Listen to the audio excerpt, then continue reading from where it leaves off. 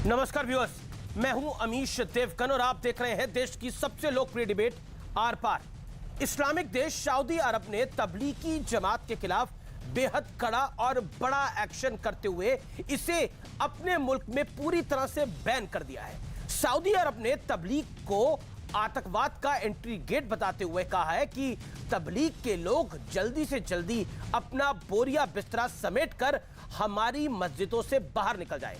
लेकिन सऊदी अरब की सरकार का फैसला हमारे देश के कुछ कट्टरपंथी या फिर कहे तो कुछ मौलानाओं को रास नहीं आ रहा, चुभ रहा है। हाय तौबा मचाने और सऊदी अरब को कोसने का दौर शुरू हो गया है। हालांकि मार्च 2020 से पहले भारत में बहुत लोगों को यह पता भी नहीं था कि तबलीगी जमात क्या है। लेकिन सवाल सिर्फ तबलीग का नहीं है, रोहिंग्या के मुद्दे पर भी कुछ लोगों ने खूब चाटी पीटी, खूब रोए। रोहिंग्या को खुद बांग्लादेश से खदेड़ा जा रहा था, लेकिन हमारे देश के नेता इन्हें बसाने की मुहिम चला रहे थे। याद होगा आपको शशि थरूर। लेकिन मुद्दा सिर्फ इतना ही नहीं है। प्रधानमंत्री मोदी अगर अयोध्या में भूमि पूजन करते हैं, काशी धाम का विकास करवाते हैं, गंगा में स्नान करते हैं, आरती करते हैं, काशी विश्वनाथ के द्वार पे जाते हैं, वहां पूजा के लिए जाते हैं, तो उन पर सवाल उठाया जाता है कि एक सेकुलर देश का कॉन्स्टिट्यूशनल ओथ लिया हुआ प्रधानमंत्री ये क्या कर रहा है। देश के बड़े बड़े पत्रकार जो अपने आप को तथाकथित पत्रकार मानते हैं, वो कहते हैं कि ऐसा कैसे हो सकता है कि इस देश के अंदर, सेकुलर देश के अंदर ये सब कुछ होता है। लेकिन इसी सेकुलर देश के अंदर पूर्व प्रधानमंत्रियों ने इफ्तारी की पार्टियां भी रखी थी और ये तमाम लोग लाइन लगा के वहां जाते थे, लेकिन तब इनको सेकुलरिज्म नहीं दिखता था। लेकिन आज इस लॉबी को, इस लुटियंस गैंग को एक्सपोज करने का दिन है।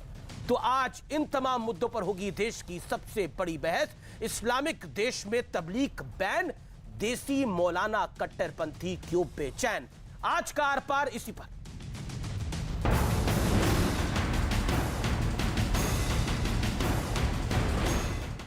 जहां मुसलमानों का सबसे बड़ा धार्मिक स्थल मक्का और मदीना है, जिस देश की पहचान एक इस्लामिक राष्ट्र वाली है, उस सऊदी अरब ने एक झटके में तबलीगी जमात पर बैन लगा दिया और इस फैसले पर भारत में कुछ मौलाना बेचैन हो गए।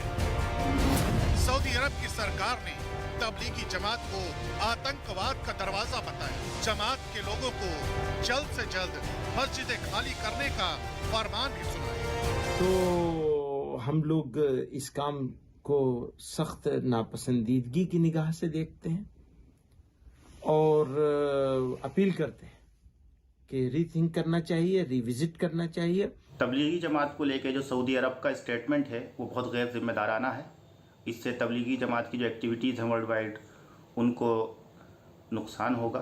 अनजस्ट फैसला है, इसकी मुखालफत होनी चाहिए। हर शख्स को अपने मजहब की तबलीग की पुरअमन तरीके से दूसरों तक अपनी बात पहुंचाने की आज़ादी हासिल है। इस फैसले पर देवबंद के मौलाना ने भी सवाल उठा दिया है। सऊदी अरब के अंदर तबलीगी जमात के ऊपर पाबंदी लगाई गई है, इसकी जितनी भी मजम्मत की जाए वो कम है। तो सऊदी सरकार को, वहाँ के हुकूमत को चाहिए कि जो उन्होंने फैसला लिया है, इस फैसले पर नजरसानी करे और अपने फैसले को वापस ले। तबलीग जमात का तो कोई एग्जिस्टेंस ही नहीं है, ये अल अहबाब है जिसके बारे में उन्होंने कहा है। हैरानी की बात है कि बैन का फैसला एक इस्लामिक देश में होता है और हाय तौबा भारत में मचाई जाती। यही हाल रोहिंग्या के मामले में था। बांग्लादेश रोहिंग्या को रखने के लिए तैयार नहीं, लेकिन हमारे देश में एक तबका इन्हें बसाने का ब्लूप्रिंट तैयार कर चुका था। अयोध्या में, काशी में प्रधानमंत्री पूजा के लिए जाते हैं तो एक लॉबी उनके विरोध में उतर आती। आज इन तमाम मुद्दों पर होगी देश की सबसे बड़ी बहस। तबलीग से अरब की तौबा, भारत में क्यों है तौबा। एक इस्लामिक देश सऊदी अरब, जो कि सबसे बड़ा मक्का जहां पर है, सबसे बड़ा इस्लामिक देश, वो तबलीग को बैन कर रहा है। लेकिन भारत में खूब हाय तौबा मच रही है। लेकिन विदेशी मुद्दे पर देसी जंग का विश्लेषण सुनिए। बैन का फैसला इस्लामिक देश सऊदी अरब में हुआ है। तबलीग को आतंकवाद का एंट्री गेट बताया गया है। इसी वजह से इसे बैन किया गया है। भारत में रहने वालों का इस फैसले से कोई लेना देना नहीं है। एक लॉबी रोहिंग्या को भी भारत में बसाने का एजेंडा चलाती है और कहती है कि इन्हें बसाना चाहिए, बेचारे हैं, गरीब हैं, गुर्बत से बड़े भरे हुए हैं, इन्हें लेके आना चाहिए। लेकिन इनका अपना मुल्क जो खुद बांग्लादेश है, रोहिंग्या मुसलमानों को मारता है, खदेड़ता है, अपने मुल्क में वापस नहीं लेता। वो कहते हैं ये टेररिस्ट एक्टिविटी में शामिल रहते हैं या फिर कुछ ऐसी भी एक्टिविटीज में शामिल रहती है जो देश विरोधी होती है, इसलिए इनको हम नहीं ले सकते। बांग्लादेश भी इस्लामिक मुल्क ही है। बढ़ता हूं आगे। क्या कुछ लोग सेकुलरिज्म के नाम पर राष्ट्रहित से लगातार खेल रहे हैं? आप याद करिए, विदेशों में कुछ भी हो, कहीं कोई कार्टून बन जाए, लेकिन विरोध और सड़कें भारत की जाम कर दी जाती है। भारत में अगर सीए का कानून आए तो ये लोग डराते हैं कि देखिए आपकी जो है नागरिकता छीन ली जाएगी। लेकिन सऊदी अरब पर अब क्या बोलेंगे, ये सोचने वाली बात है। इस समय की बड़ी खबर है, इस समय की बड़ी खबर हमारे पास आ रही है। इसी पूरे मामले से जुड़ी हुई जमीयत ने इस पूरे मामले पर कहा है कि मुसलमानों का जो सबसे बड़ा संगठन है जमीयत ने की है इमामों से अपील की अपनी मस्जिदों के अंदर जुम्मे की नमाज के बाद बताएं तबलीग की अच्छाई। तबलीग को यह झटके की तरह देख रहे हैं। सऊदी सरकार अपने फैसले पर पुनर्विचार करे। और हमारे सोर्सेस कह रहे हैं कि अगर सऊदी अरब की सरकार पुनर्विचार नहीं करती तो हो सकता है भारत में उनके खिलाफ बड़े विरोध प्रदर्शन भी खड़े जाए और दुनिया भर में विरोध प्रदर्शन हो सकता है सऊदी अरब की सरकार के खिलाफ। जुम्मे की नमाज के बाद तबलीग जो अच्छे काम कर रही है वो बताएं। और जैसे तबलीग के प्रवक्ता भी कह रहे थे कि तबलीग को जो बैन किया गया है सऊदी अरब में, उससे तबलीग को दुनिया भर में बड़ा झटका लगेगा।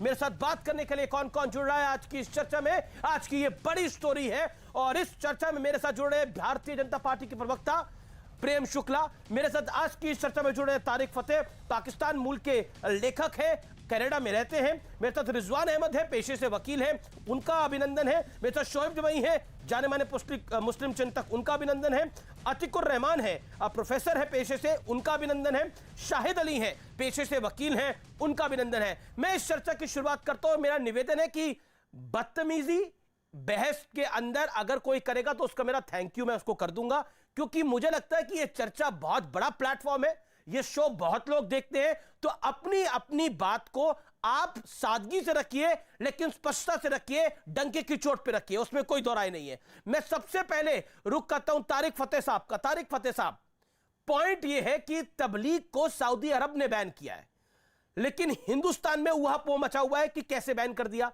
अब सऊदी अरब तो इस्लाम के लिए, मुसलमानों के लिए सबसे बड़ा, हम कह सकते हैं कि उनका सबसे बड़ा देश है। देखिए, एक इसको इस तरह लीजिए कि तबलीगी जमात का जो बुनियाद है वो हिंदुस्तान से है। बड़े अरसे से इनका और इनका आम तौर पे देखा जाए सियासी अमल से कोई लेना देना नहीं होता। इनका अमल ये है कि घर घर जाके मुसलमानों को मुसलमान बनाएं। ये मैं जो आज तक समझा हूँ, मैं जानता हूँ तबलीगी जमात वालों को गैर सियासी किस्म के लोग हैं, लेकिन हो ये रहा था कि हमारे वेस्ट में, यूरोप में, अमेरिका, फ्रांस वगैरह में भी, कनाडा में भी तबलीगी जमात के अंदर जो लोग शामिल होते हैं नेक दिली से, उनके अंदर से रिक्रूटमेंट हो रही है रेडिकलिज्म के अंदर। मुझे ये शक है कि सऊदी अरेबिया के अंदर एक तो वैसे ही उनको कोई सऊदियों को इस्लाम पढ़ाने के लिए कोई हिंदुस्तान से आके बताए कि तुम क्या जानते हो, हम तुम्हें समझाएंगे, तो बेवकूफ़ी की बात लगती है। लेकिन अगर उनको शुबा हो सऊदी अरेबिया की अब जो हुकूमत है क्राउन प्रिंस MBS की, कि उनकी तरक्की के अंदर, उनकी मॉडर्नाइजेशन के अंदर कोई आड़े आ रहा है, कोई रुकावट डाल रहा है, तो वो उसको बर्दाश्त नहीं करेंगे। नहीं, देखिए तारिक फतेह, जो जब बैन करते हुए कहा गया है, सऊदी अरब की सरकार ने कहा है कि ये आतंकवाद का एंट्री गेट है और इनको मस्जिदें खाली करने का आदेश वहां पे दे दिया गया है। भारत में तो ऐसी चीज सोची भी नहीं जा सकती, अगर कोई गलती से भी बोल देगा तो उसके पीछे पड़ जाएंगे सब लोग। नहीं, वो तो आप और हम जानते हैं कि हिंदुस्तान में एक थोड़ा सा ब्लैकमेल भी किया जाता है और थोड़ा सा मुस्लिम कार्ड भी प्ले कर सकते हैं आप, लेकिन सऊदी अरेबिया या अरब कंट्रीज के अंदर ये उन्होंने हाल भी देख लिया है कि खाना जंगी का क्या नतीजा है। यमन में देखिए हजारों के हिसाब से लोग मर गए हैं। ये सेक्टेरियनिज्म के अंदर है कि कौन वहाबी है और कौन देवबंदी है और कौन बरेलवी है। ये को 72 फिरके हैं हम में से, और इनमें से और वो 72 के 72 फिरके भारत में ही पाए जाते हैं, दुनिया के किसी मुल्क में नहीं है। वो भी दुरुस्त है, क्योंकि भारत के अंदर दुनिया की बहुत बड़ी आबादी है मुसलमानों की, जो और इसी देश में लोग गाना गाते हैं कि मुसलमान, इसी देश में लोग छाती पीटते हैं, गाना गाते हैं कि मुसलमान सबसे असुरक्षित है इस मुल्क के अंदर। नहीं, देखिए, सिवाय भारत या इजराइल के मुसलमान को तो कहीं वोट देने का हक नहीं है कहीं। ये मगरिब के अंदर मुल्कों में हम दे सकते हैं, कनाडा या अमेरिका में हमें वोट देने का भी हक है और कोई हम पे प्रेशर नहीं है। बाकी कहाँ, क्या पाकिस्तान में दिया जाएगा? बांग्लादेश में भी डेमोक्रेसी है, लेकिन आप ये समझिए कि तबलीगी जमात का सबसे बड़ा मरकज जो है और जहाँ वो बांग्लादेश है आज, और उसके अंदर वो आम तौर पे जो मेरी स्टडी थी कि एक गैर सियासी इज्तिमा होता था, लेकिन उसके अंदर बिल्कुल मुमकिन है कि उस लाखों की रिक्रूटमेंट होती थी। शोहेब जवाई, ये सऊदी अरब का जो फैसला है, जिसको जमात उलमा हिंद ने, अभी हमने चिट्ठी भी दिखाई उनकी, मुसलमानों का, भारत में मुसलमानों का सबसे बड़ा संगठन है, उन्होंने बोला कि इस सरकार पर, इस फैसले पर सऊदी सरकार को पुनर्विचार करना चाहिए। और लेकिन सऊदी अरब कह रहा है कि तबलीगी जमात के लोगों से दूरी बनाने का उन्होंने आदेश दिया है। वो कहते हैं this is entry gate to terrorism. आप तो कहते हैं भारत में रोहिंग्या को भी बसा दो, रोहिंग्या को भी उनका मुल्क वापस नहीं ले रहा। नरेटिव तो पूरा एक इस्लामिक देश ने डिफ्यूज कर दिया। मैं बड़ा हैरान हूं आज कि जिस सऊदी अरब जैसे इस्लामी मुल्क, जिसको आप कहते थे कि बड़ा क्रूर है भाई, महिलाओं पे जुल्म करता है, शरीयत के चलाता है, वहाँ पे डेमोक्रेसी नहीं है, राजा अपनी मनमानी करता है, आज सऊदी अरब आपके लिए हीरो हो गया और भारत के रहने वाले उलमा इकराम आपके लिए कट्टरपंथी हो गए। वो जमीयत उलमा हिंद जिनका इतिहास रहा है भारत के आज़ादी के आंदोलन में, वो कट्टरपंथी हो गए और सऊदी अरब आपके लिए हीरो हो गया। मैं समझ नहीं पा रहा हूँ। मुझे एक बात बताइए, जिस तबलीग जमात का काम भारत से शुरुआत हुई और रिफॉर्म एक मूवमेंट के तौर पर हुई, 100 साल हो गए इस काम को, और सरकार की नाक के अंडर दिल्ली पुलिस की निगरानी में ये हमेशा रहा है और कई एजेंसियों ने इसकी जांच की, कभी ऐसी बात नहीं। इवन कि मुझे लगता है तो इस पूरे राष्ट्रीय पटल में इसको चर्चा में लाने का मकसद ये है। सऊदी अरब को हीरो बोल रहा हूं ना, तबलीग को मैं जीरो बोल रहा हूं। मैं तो खबर को बता रहा हूं कि तबलीगी जमात को, तबलीग को सऊदी अरब ने बैन कर दिया है। आप कहते हैं यहां रोहिंग्या को भी बसा लो। कुल मिलाकर जो नैरेटिव आप चलाते थे कि भारत के अंदर मुसलमान सबसे असुरक्षित है, दुनिया का सबसे बड़ा इस्लामिक देश, उसके बारे में आप क्या कहेंगे? वो तबलीग से असुरक्षित है। पॉइंट ये है, अंडरस्टैंड द पॉइंट भाई। You are learned man. मैं समझ रहा हूं। देखिए, अगर कभी भी कंपैरिजन आप सऊदी अरबिया और भारत का करेंगे तो यकीनन भारत का मुल्क, जो मेरे लिए सबसे अजीज और अहम है, मेरी मादरे वतन है, वो सबसे आगे होगा। सऊदी अरब हमारे लिए विदेशी मुल्क है। मैं तो भारतीय हूं ना। हम भारत के संविधान की बात करेंगे, यहाँ के सुप्रीम कोर्ट, यहाँ के फेडरल स्ट्रक्चर, यहाँ के डेमोक्रेसी की बात करेंगे।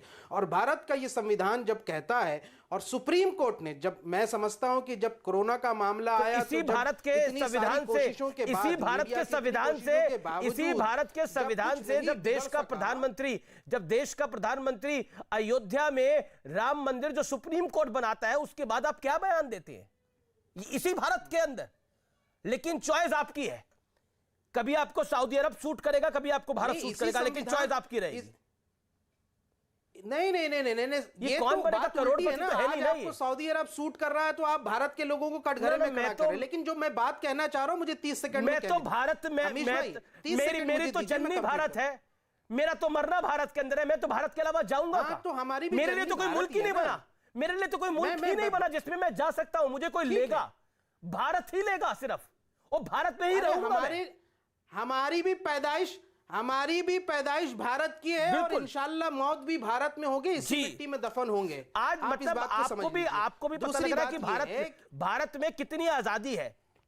ओके, रिजवान साहब का मैं रुख करता हूं। रिजवान साहब, ये आजादी, रिजवान साहब, एक होता है एहसास, ठीक है, आपके मैंने वक्तव्य को रखा। रिजवान साहब, एक होता है एहसास, एक होता है एहसान, और तीसरा शब्द होता है कि जब आप रियलाइज करते हैं, सुन लीजिए, जब आप रियलाइज करते हैं कि और एहतराम करते हैं, मीडिया आउटलेट नहीं देगा ना। तो ये एहतराम कौन कर रहा है, सुप्रीम कोर्ट ने कहा, एहसान कौन कर रहा है? तो कम्युनल एंगल से आप रिपोर्टिंग करते थे।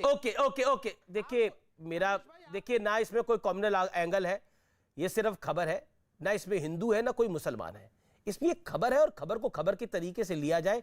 अब आप, यही प्रॉब्लम होती है आपके साथ जनाब की, आप ना बिल्कुल बेइंतहा एक तरह से परेशान हो जाते हैं जब आपके साथ लॉजिक पे बात होती है। लेट्स टॉक अबाउट लॉजिक ना। अमीश देवगन अब कम्युनल रिपोर्टिंग कर रहे हैं, इसमें क्या कम्युनल है जी? सऊदी अरब ने बैन करा, इस्लामिक संगठन को बैन करा, अमीश देवगन कम्युनल हो गया, कमाल की बात है ये तो। बोलिए रिजवान साहब, जो सवाल पूछा मैंने। हाँ आमिश भाई, थैंक यू। जय हिंद, वंदे मातरम, अस्सलाम वालेकुम। ये बहुत इंटरेस्टिंग सब्जेक्ट है और बाय चांस, वैसे तो मैं एक अज्ञानी इंसान हूँ, जाहिल हूँ, पर मेरा पढ़ा हुआ है। बड़ी इंटरेस्टिंग बात बताऊं आपको, ये जो हिंदुस्तान के मौलानाओं को इससे इतनी परेशानी हो रही है, इसका आपको राजी नहीं पता। आप पिछले 2 साल की खबर आपसे मिस हो गई अमीश भाई। 2 साल पहले मोहम्मद बिन सलमान ने कह दिया था कि मदरसों को एंड पूरी दुनिया में जो ये बड़े बड़े मरकज़ और मस्जिदें और मदरसे चलाए जा रहे हैं, जो ब्लैक रेवोल्यूशन के बाद 50 साल से जो सऊदी अरेबिया की ज़कात और भीख पर चल रहे थे, ये लोग हज करने नहीं जाते थे, वहाँ पर ज़कात लेने जाते थे। कोई भी हिंदुस्तान का बड़ा मरकज़, मस्जिद, मुसाफिर खाना ऐसा नहीं हो सकता जहाँ सऊदी अरेबिया की ज़कात ना लगी हो। हुआ ये कि 2 साल पहले मोहम्मद बिन सलमान ने वो सारी ज़कात बंद कर दी। अब मौलाना लगे फड़फड़ाने, लेकिन ये बात बोल नहीं सकते कि हमें ज़कात नहीं मिल रही, इस मारे हम फड़फड़ा रहे हैं। अब इनको ये तबलीग के वक्त पर मौका मिल गया उस वाली खुंदक को निकालने का जो ज़कात बंद होने के वजह से इनके दिलों में है। ये हिंदुस्तान के, पाकिस्तान के, बांग्लादेश के मौलानाओं की मोहम्मद बिन सलमान से इस मारे दुश्मनी है, उसने ज़कात रोक ली है इनकी। पहली बात। दूसरी बात, अभी हमारे जमाई भाई ने कहा भाई हमें अरेबिया से क्या मतलब, हमें सऊदी से क्या मतलब। बहुत बहुत मुबारक हो कि आज हमारे जमाई भाई ने बात मान ली जो मैं और तारिक फतेह इन्हें पिछले 10 साल से समझा रहे हैं। यार, जब हम तुम्हारे शजरे की बात करते हैं, तुम शजरा ले जाके मक्का से जोड़ देते हो, शजरा ले जाके मदीने से जोड़ देते हो, कहते हो कि हम ऊंट पे बैठ के हिंदुस्तान आए थे, और आज कह रहे हो कि हमारा अरेबिया से मतलब क्या। हम क्या जाने भाई, वाह। अपने आप को आज तक आधा हिंदुस्तानी मानते हो, आधा अरबी मानते हो, और आज कह रहे हो कि हमारा अरब से मतलब क्या। कैसे नहीं तुम्हारा अरब से मतलब? अगर अरब से मतलब नहीं है तो कहो हमारे पूर्वज हिंदुस्तान के थे, तो कहो हमारे पूर्वज हिंदू थे। बोलो, जवाब दो इस बात का। अरे भाई, तो कैसे जाहिल किस्म के आदमी हैं आप। किस भारतीय ने कभी कहा है कि उनका पूर्वज अरब से था? हे अजमी हैं। अजमी और अरबी में बहुत फर्क है, और हम अजम के लोग हैं, इसी मुल्क में पैदा हुए, और यहीं के उलमा इकराम और औलिया इकराम ने जो है दीन को तबलीग की है। क्या पता है आपको? पूर्वज हिंदू अरे सहाबा तो आए ना। आपके पूर्वज हिंदू थे या नहीं थे? अरे भाई, हिंदू थे, ये क्या थे? लेकिन अल्लाह ने उनको ईमान की दौलत से नवाजा, और वो शुक्रगुजार हैं कि वो ईमान पे मरे, और वो बगैर ईमान के दुनिया से नहीं गए, उनको हिदायत मिली। पूर्वज थे या नहीं थे? और सुन लो, कृष्ण आपके पूर्वज थे या नहीं थे? बताइए। उनको इस मुल्क राम आपके पूर्वज थे या नहीं थे? दीन के रास्ते पर लाया। राम आपके पूर्वज थे या नहीं थे? भाई, राम आपके पूर्वज थे या नहीं थे? बताइए। अरे भाई, इस मुल्क में जो रहा है वो इस मुल्क के इतिहास के साथ जुड़ा है, इस मुल्क के इतिहास के साथ जुड़ा है। राम आपके पूर्वज थे या नहीं थे? बताइए। आपको अरबी नहीं कहता है। राम आपके पूर्वज थे या नहीं थे? बताइए। बेवकूफ लोग जो सरकार की दलाली करने के लिए यहाँ पहुंचते हैं, वो मुसलमानों पे राम आपके पूर्वज थे या नहीं थे? बताइए। और आप जैसे लोगों को कुछ नहीं मिलने वाला। नहीं थे ये बताइए। आप जैसे लोगों को, राम आपके पूर्वज थे या नहीं थे बताइए। आपके नबी हैं या नहीं है? राम आपके पूर्वज थे या नहीं थे बताइए। आपके नबी हैं या नहीं है?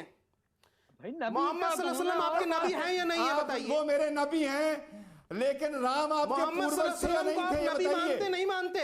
राम आपके पूर्वज थे या नहीं थे बताइए। आप झूठ बोल रहे हैं, आप झूठ बोल रहे हैं। अरे मोहम्मद सल्लल्लाहु अलैहि वसल्लम आपके नबी थे या नहीं थे? पूर्वज तो हिंदुस्तान अगर हुजूर सल्लल्लाहु अलैहि वसल्लम की पैदाइश सऊदी अरब में हुई है तो क्या तुम उनको नबी नहीं मानोगे? आप अपने को अरबी मानते हैं। अगर हुजूर सल्लल्लाहु अलैहि वसल्लम सऊदी अरब में पैदा हुए तो क्या अल्लाह के नबी सल्लल्लाहु अलैहि वसल्लम तुम्हारे नबी नहीं है? और अगर तुम हुजूर को नबी नहीं मानते हो तो तुम मुसलमान नहीं हो। अगर तुम हुजूर को नबी नहीं मानते, नहीं, पर देखिए सऊदी में पैदा हुए तो तुम मुसलमान ही नहीं हो। मैं देखिए नाम रिजवान अहमद क्यों लिखते हो भाई साहब? कुछ और चेंज कर लो। अरे तुम जैसे लोगों का मुखौटा उतर गया है और पूरा देश जानता है कि तुम जैसे लोग मुसलमानों के मुनाफिक हो, उबय बिन खल्फ हो। अल्लाह के नबी सल्लल्लाहु अलैहि वसल्लम के ज़माने में भी मुनाफिकीन थे। देखिए यहाँ पर उन्होंने माना कि उनके वो नबी थे, लेकिन मैं देखिए आज आपने मान लिया कि आपका अरब से कोई लेना देना नहीं है। ठीक है, देखिए मैं रुक करता हूं। मैं रिजवान आपने अपनी बात को रखा, शोहेब जी आपने भी अपनी बात को रखा। मेरा निवेदन है कि मर्यादा को बनाए रखकर अपनी बातों को रखा जाए। महत्वपूर्ण एक पॉइंट है, मैं ये सवाल जरूर पूछना चाहता हूं, और ये सवाल मैं शाहिद अली साहब आपसे पूछना चाहता हूं, अतीकुर रहमान आपसे पूछना चाहता हूं। पहले मैं अतीक साहब आपका रुख करता हूं। अतीक साहब, आप बताइए, ये फैसला अगर नरेंद्र मोदी की सरकार ले लेती, इस तरह का कोई फैसला, तो वो कॉम्युनल हो जाती या नहीं होती? इस देश के अंदर अगर नरेंद्र मोदी काशी विश्वनाथ भी जाता है और वहां पर वो गंगा से लेकर जल काशी विश्वनाथ के द्वार पर चढ़ाता है, शिवलिंग पर चढ़ाता है, तो उसको भी लोग कम्युनल एजेंडे के साथ जोड़ देते हैं। उसको भी लोग कहते हैं कि संविधान की शपथ लिया हुआ प्रधानमंत्री है। लेकिन ऐसे फैसले सऊदी अरब में होते हैं, तो क्या कहिएगा आप? और अगर ऐसा फैसला भारत में हो जाता तो? जी अमीश भाई, देखिए 2 साल 1.5 साल में जितना कुछ भी तबलीगी जमात के बारे में आपने बहस की, स्टेट एजेंसीज ने इंक्वायरी की, बहुत हाई लेवल की इंक्वायरी चली। कम से कम मैं ये उम्मीद कर रहा था कि आज आपके सामने कम से कम सुनहरा मौका था कि आप उस गलती को सुधारते और तबलीगी जमात का साथ देते। और सऊदी को मैं तो तबलीगी जमात का साथ ही दे रहा हूं। हमारी स्टेट एजेंसी, मैं तो ये कार्यक्रम करके तबलीगी जमात का साथ ही दे रहा हूं। हर कोर्ट से हमारे एक इस्लामिक देश ने तबलीगी जमात को गेटवे ऑफ टेररिज्म बताकर बैन कर दिया है। मैं आपसे जानने की कोशिश कर रहा हूं ऐसा क्यों हुआ है, और अगर ऐसा भारत में हो जाता तो आप क्या कहते? आप तो उल्टा कहते हैं रोहिंग्या मुसलमानों को भारत में बसाना चाहिए क्योंकि भारत वासुदेव कुटुंबकम कहता है। ठीक है, क्योंकि आपका सवाल अब सऊदी को उसमें लेके आ रहा है। मेरा पहले से सवाल सऊदी पर्सपेक्टिव के अंदर मैं ये समझ रहा हूं, ग्लोबल पर्सपेक्टिव में मैं ये समझ रहा हूं अमीश भाई, कि ये सऊदी की तरफ से एक फेस सेविंग एक्सरसाइज है। पिछले कई सालों में तबलीगी जमात ने सऊदी गवर्नमेंट को कई घेरों में लेकर एक्सपोज किया है।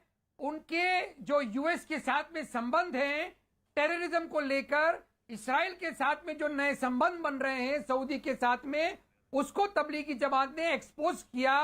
उसके एवज में एक फेस सेविंग एक्सरसाइज लेते हुए सऊदी गवर्नमेंट ने तो इस तरह से पैर लगा के यूएस के सामने इस्लामिक सबसे बड़े इस्लामिक देश ने एक गैर इस्लामिक फैसला लिया क्रिश्चियन मुल्क अमेरिका के दबाव में, ये आप कह रहे हैं? That's the point. जी बिल्कुल। कहां से ले आते हैं सर लोग? अब अगर मुझे कंप्लीट करने दिया जाए तो अमीश भाई अच्छा है, नई कहानी बता रहे हैं, कोई मतलब नहीं है। जनाब नई कहानी बता रहे, बताइए आप विदेश मामलों के भी जानकार हैं।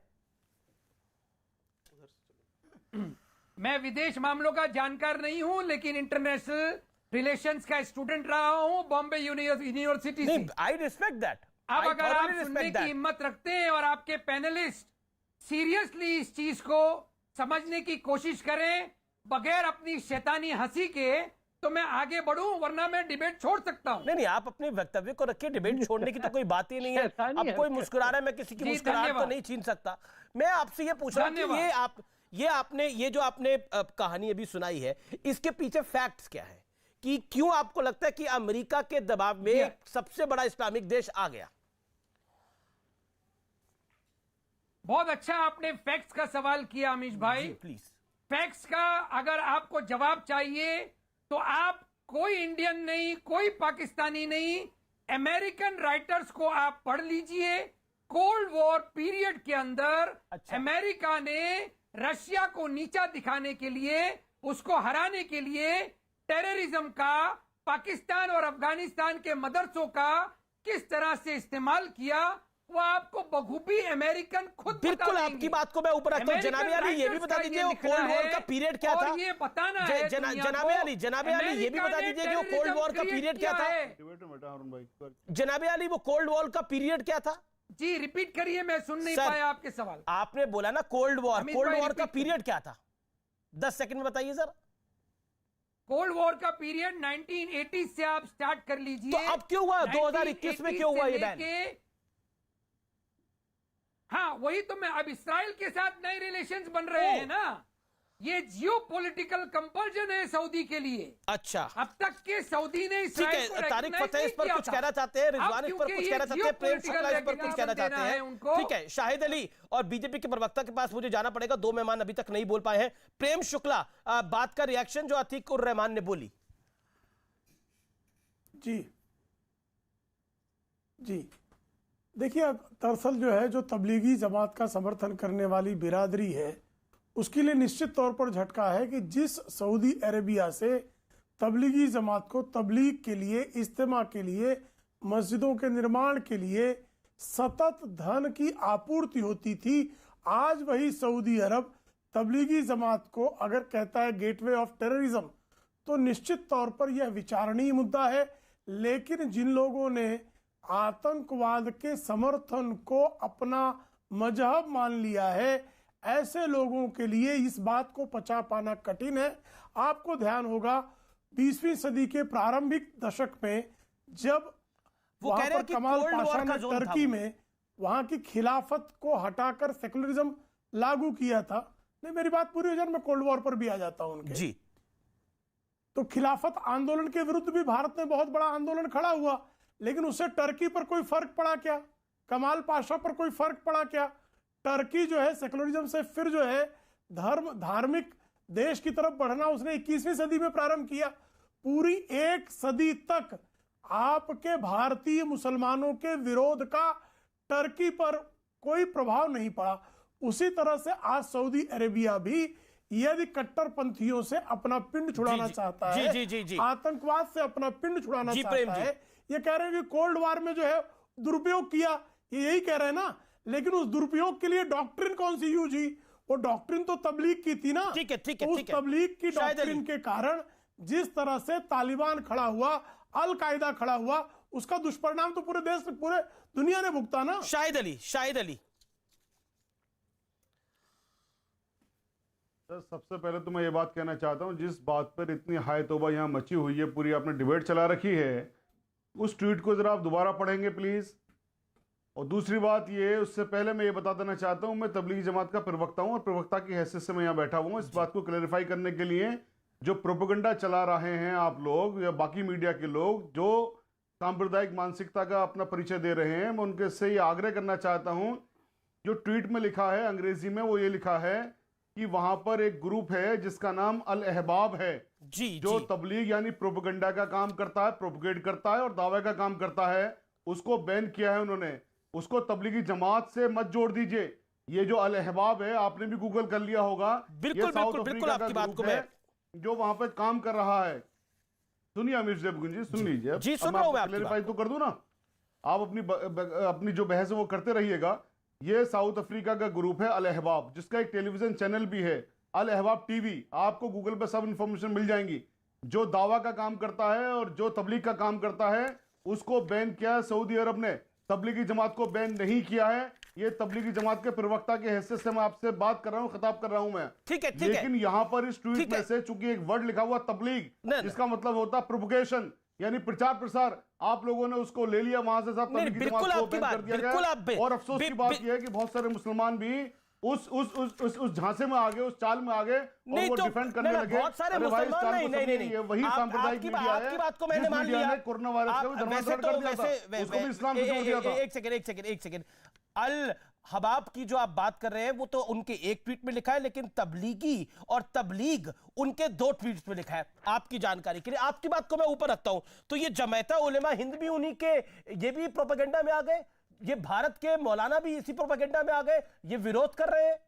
मदनी साहब भी इसी प्रोपेगेंडा में आ गए कि एक अफ्रीकी ग्रुप के लिए भारत का जमात उलेमा हिंद चिट्ठी लिख रहा है, जारी कर रहा है। मुझे एक ट्वीट दिखा दिया जिसमें तबलीगी जमात के बारे में बात कही गई हो। इतनी तो अंग्रेजी आती है ना। उसमें कहा गया एक ग्रुप जिसका नाम अल अहबाब है, अल अहबाब को आप तबलीगी जमात से कैसे जोड़ रहे हैं? वो कौन सा ऐसा आधार है जिसका आधार पर आप जोड़ रहे हैं? आपसे पूछ रहा हूं, ये जमात की अंग्रेजी कमजोर है क्या? जमीयत की अंग्रेजी कमजोर है क्या?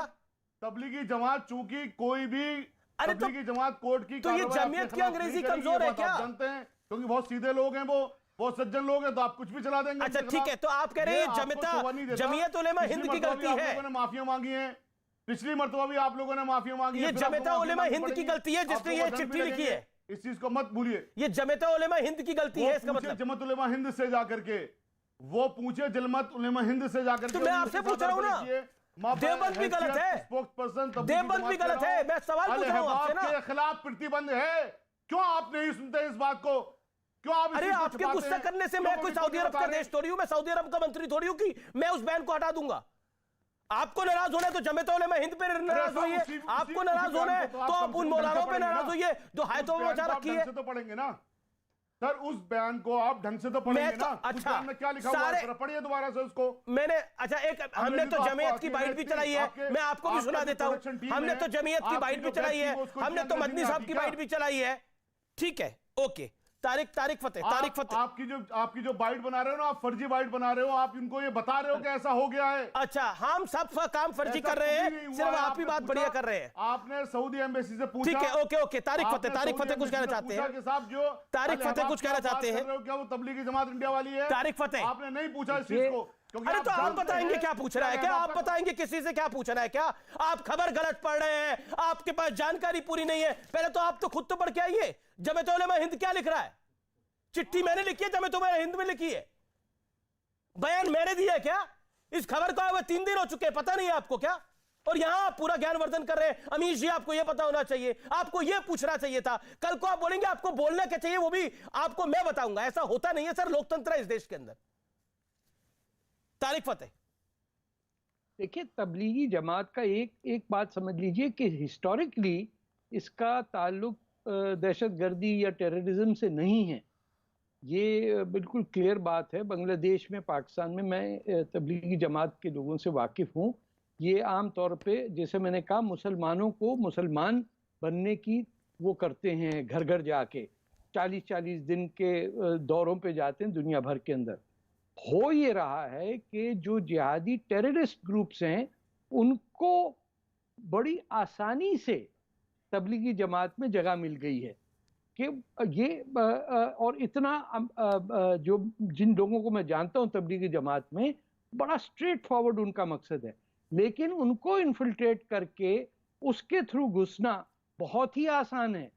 आप किसी के घर जाएंगे, मेरे घर भी आते हैं, दरवाजे पर खटखटाते हैं, तारिक साहब आप मुसलमान हैं, तबलीगी जमात ये है फलाना, ठीक है हमारे घर आइए, बात करिए, जो करनी हम उनसे बहस वहस करते हैं।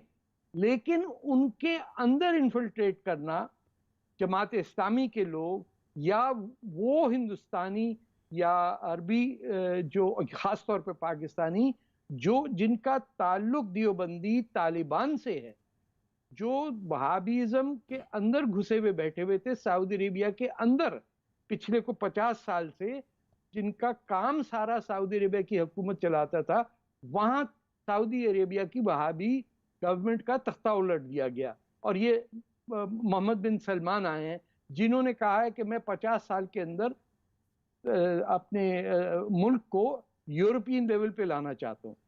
ये भी समझिए कि जिन मुल्कों के अंदर मजहब सबसे ऊपर रखा जाता है वहां तरक्की वरक्की नहीं होती, वहां सिर्फ इबादत होती है और लोग पीछे रह जाते हैं। आप दुनिया में कहीं भी देख लीजिए, यूरोप में भी देख लीजिए कि जहां जो कैथोलिक रिलीजियस कंट्रीज हैं वो स्लाइटली लेस डेवलप्ड हैं, जो नॉर्थ की हैं प्रोटेस्टेंट, जहां पोप की ऐसी तैसी ठीक है, लेकिन ये देखो शाहिद अली जो बात कह रहे हैं, रिजवान वो तो कह रहे हैं कि बैन लगा ही नहीं है। अगर बैन लगा ही नहीं है, अगर बैन आप जी डाइट कोक कह लीजिए या कोक जीरो कह लीजिए, एंड में तो एक ही चीज है ना सर। जो तबलीग करने वाले हैं, जिस किस्म की भी तबलीग कर रहे हैं, ये एक्टिव ड्यूटी घर से घर जाके लोगों को, मुसलमानों को मुसलमान बनाना। शाहिद अली, तारिक फतेह साहब की बात का जवाब। शाहिद अली साहब,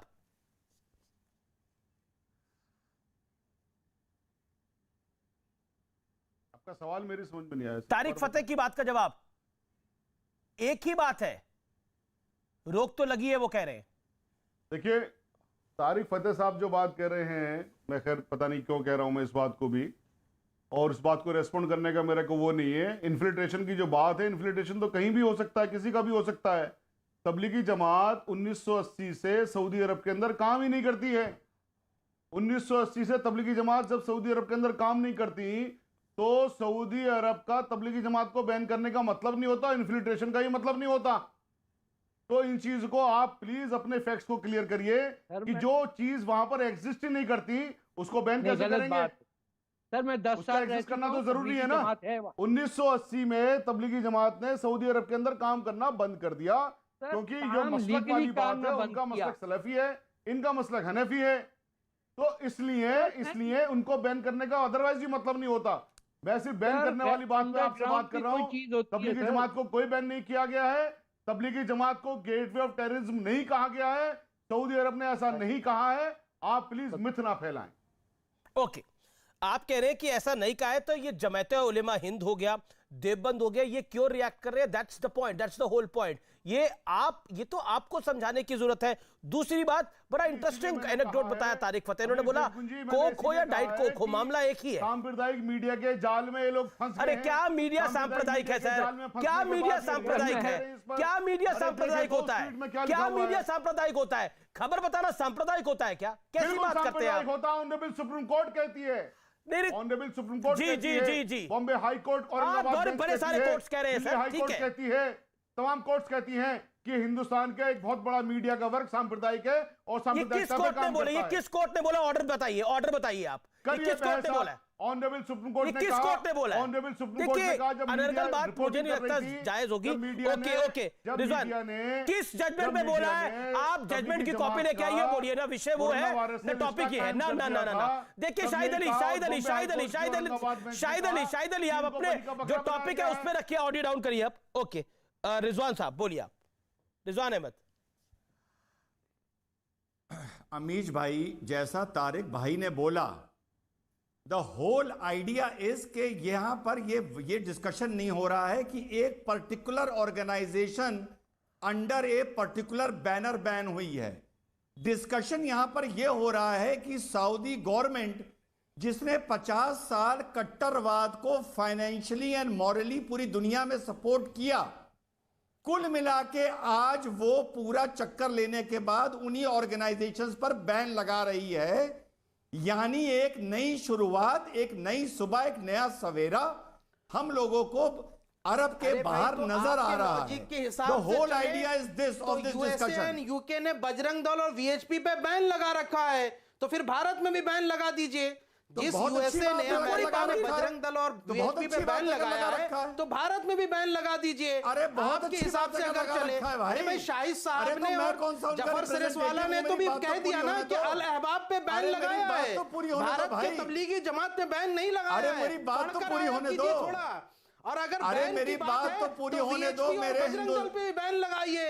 अमेरिका ने, इंटरनेशनल कम्युनिटी ने, अरे मेरी बात तो पूरी होने दो भाई। स्टेट्स ने, यूनाइटेड किंगडम ने उस पर बैन लगाया। मेरी बात पूरी होगी। कहानी जिस दिन बजरंग दल पे बैन लगा था उस दिन भी डिबेट हुई थी ना।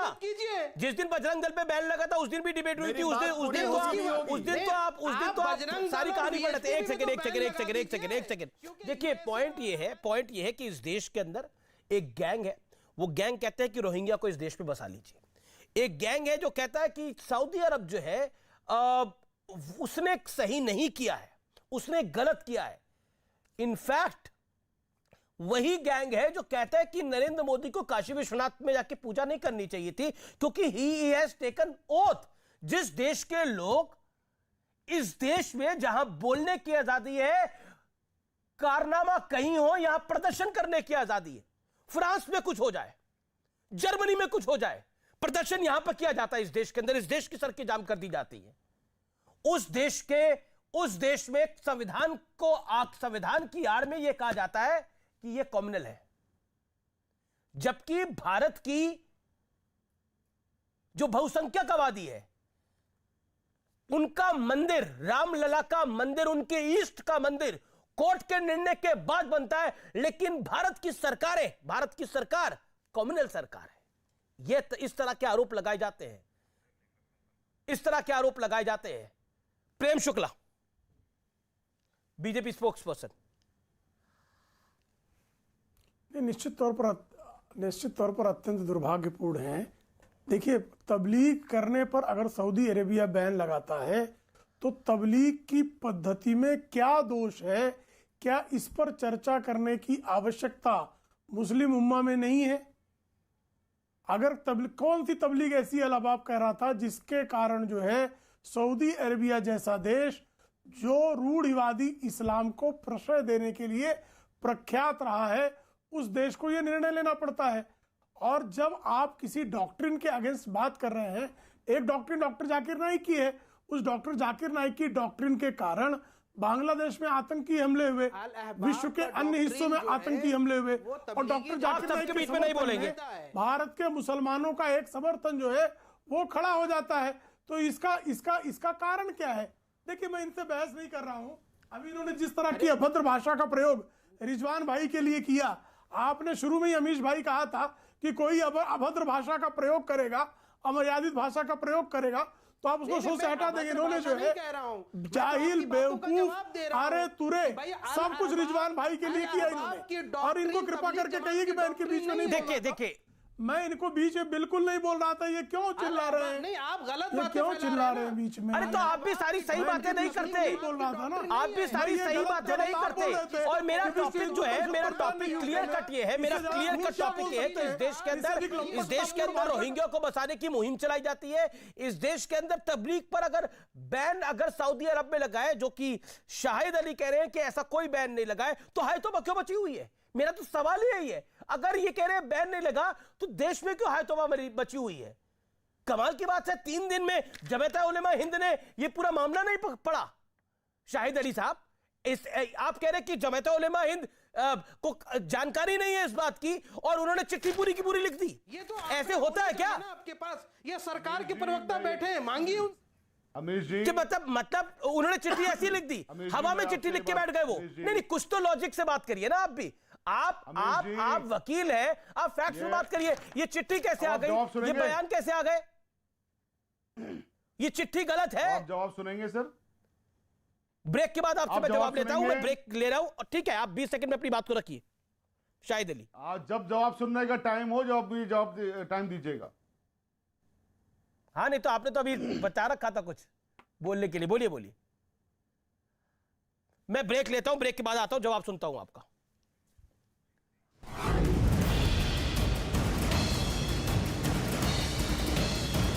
Welcome back. आप देख रहे हैं देश का सबसे पॉपुलर डिबेट शो आर पार। मेरे साथ कई मेहमान हैं। मेरे साथ तारिक फतेह हैं, रिजवान अहमद हैं, शोहिब जबई हैं, शाहिद अली है। शाहिद अली, आपका समय शुरू होता है, अब अपनी बात को रखिए। जमात उलेमा हिंद गलत है? देखिए, जो जमात उलेमा हिंद का बाइट है या उनका बयान है या उनका लेटर है, इसके बारे में क्लैरिफिकेशन देंगे जमात उलेमा हिंद के लोग। मैं उनका रिप्रेजेंटेटिव नहीं हूं। तो सऊदी अरब गलत है, जमात उलेमा हिंद गलत है, शाहिद अली साहब से बिल्कुल सही है। मैं सऊदी अरब का भी रिप्रेजेंटेटिव नहीं हूं। नहीं, मैं वही तो पूछ रहा हूं। जमात उलेमा हिंद गलत है, सऊदी अरब गलत है, ये बात मदनी साहब गलत है, आप ही सही है सर। जी सर, बिल्कुल। अगर आप ये कह रहे हैं तबलीगी जमात को बैन किया सऊदी अरब ने, तो आप गलत हैं। अगर आप ये कह रहे हैं कि मदनी साहब ने बयान लिखा है कुछ ऐसा, तो आप गलत हैं, मैं गलत नहीं हूं। मैं तो आपको फैक्ट्स बता रहा हूं। अरे मदनी साहब बोल रहे हैं आप कॉन्शियस हैं इस बात अच्छा के? सऊदी अरब ने आप करा, conscious हैं? पूरा कोराम सऊदी अरब में करा, लेकिन गलत अमीश देवगन हो गया। से पूछे ना, आपने खबर क्यों ये तो दिखाई? आप- खबर नहीं ये तो दिखानी मदनी चाहिए साहब थी, से पूछिए चुपचाप ना कि बैठना आपने चाहिए गलत था। बयान क्यों दे दिया? सर ये तो आप मदनी साहब से, ठीक ये है तो आप मदनी साहब रिजवान से रिजवान पूछेंगे ना, उन्होंने गलत ठीक है बयान रिजवान क्यों दे रिजवान दिया? समय की कमी या है। सऊदी रिजवान अरब से रिजवान पूछिए। रिजवान साहब जवाब, रिजवान साहब जवाब, रिजवान साहब जवाब, रिजवान जी। कुल मिला के अमीश भाई बात कट गई थी।